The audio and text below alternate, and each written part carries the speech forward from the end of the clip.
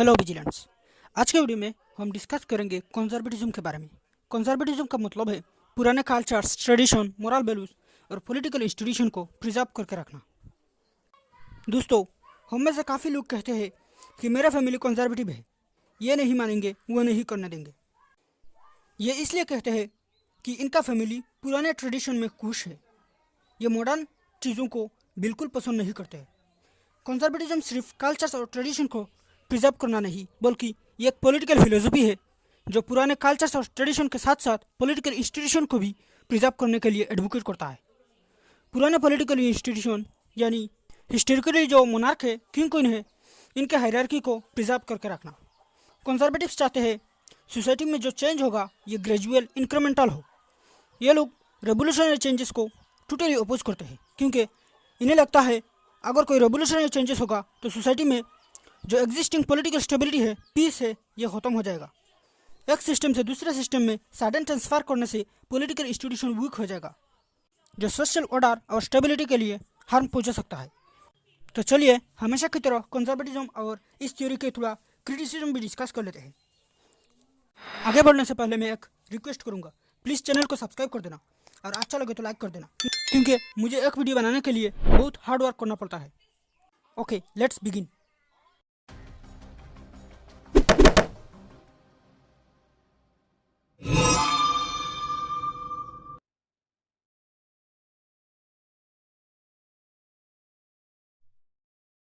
Conservatism as a political philosophy late 18th century में recognize हुआ था और बाद में ये धीरे धीरे इवॉल्व हुआ। एक्चुअली कंजर्वेटिज्म का कॉन्सेप्ट को पहले एडमंड बार्क ने डेवलप किया था, इसलिए इन्हें कंजर्वेटिज्म का फादर कहा जाता है।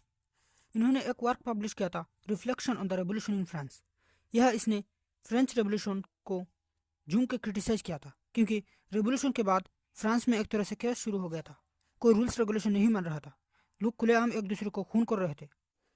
फ्रेंच रेवोल्यूशन का मेन मोटिव था लिबर्टी, इक्वलिटी एंड फ्रेटर्निटी, लेकिन रेवोल्यूशन के काफ़ी साल बाद तो ये स्लोगन ही रह गया था। इसलिए एडमंड बार्क ने traditional political institution, moral values को प्रिजर्व करने के लिए एडवोकेट किया और रेवोल्यूशनरी चेंजेस को नेग्लेक्ट किया। दोस्तों, तभी से लेके कंजर्वेटिज्म थ्योरी थोड़ा बहुत चेंज होना शुरू हो गया था और वर्ल्ड वॉर के बाद तो ये क्लासिकल लिबरलिज्म के साथ मिक्सचर हो गया था, क्योंकि कंजर्वेटिव्स अब सोशल एस्पेक्ट से ज़्यादा इकोनॉमिक एस्पेक्ट के लिए एडवोकेट कर रहे थे। कंजर्वेटिव स्टेट को लोगों के इकोनॉमिक लाइफ से दूर रहने के लिए एडवोकेट कर रहे थे। अभी 21st सेंचुरी में कंजर्वेटिज्म का एक तरह से सिर्फ नाम ही बचा है, क्योंकि ग्लोबलाइजेशन, मॉडर्नाइजेशन और रैपिड टेक्नोलॉजिकल एडवांसमेंट की वजह से कंजर्वेटिव सोच पीछे बढ़ गया है।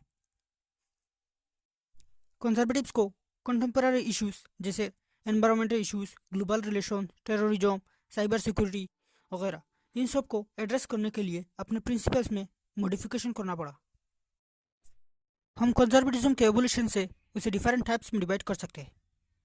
Number 1, traditional conservatism. ये सब कुछ प्रिजर्व करने के लिए एडवोकेट करता है, including socio economic, politics, cultures, tradition and moral values. दूसरा है मॉडर्न कंजर्वेटिज्म, जो limited government and free market economy के लिए एडवोकेट करता है।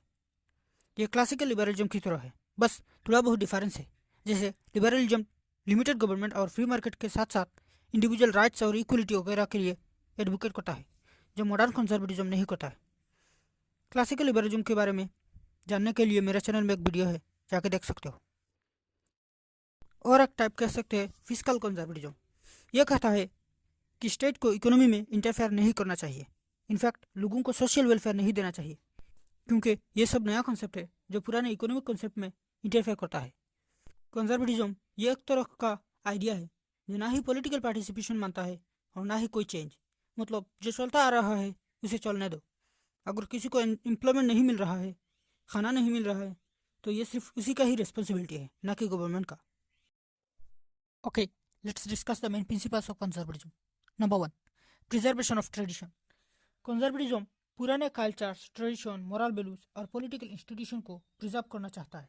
नंबर 2, कंजर्वेटिव्स सोशल ऑर्डर और स्टेबिलिटी को ज़्यादा इंपॉर्टेंस देते हैं। ये सोसाइटी में धीरे धीरे बिना कोई प्लान के चेंज चाहते हैं और रेवोल्यूशनरी रिफॉर्म्स का अपोज करते हैं। They oppose revolutionary changes because it creates a sense of disturbance in the existing stability. Number 3, conservatives governance और अथॉरिटी मानते हैं। ये पुराने मोनार्क, किंग क्वीन के रूल को सपोर्ट करते हैं। दोस्तों, कंजर्वेटिज्म थ्योरी ने बहुत क्रिटिसिज्म फेस किया है। चलिए कुछ डिस्कस कर लेते हैं। नंबर 1, कंजर्वेटिज्म एक्सेसिवली प्रिजर्वेशन और स्टेबिलिटी पर इंपॉर्टेंस देता है, जो सोशल प्रोग्रेस और डेवलपमेंट के लिए अच्छा नहीं है। पुराने चीज़ जाएगा तो नया चीज़ आएगा। कंजर्वेटिज्म चेंजेस को सपोर्ट नहीं करता है, इसका मतलब है सोसाइटी में डेवलपमेंट नहीं होगा। नंबर 2, पुराने कल्चर्स और ट्रेडिशन में ज़्यादातर इनइक्वलिटी, कास्ट सिस्टम और जेंडर एक्सप्लॉयटेशन होता है।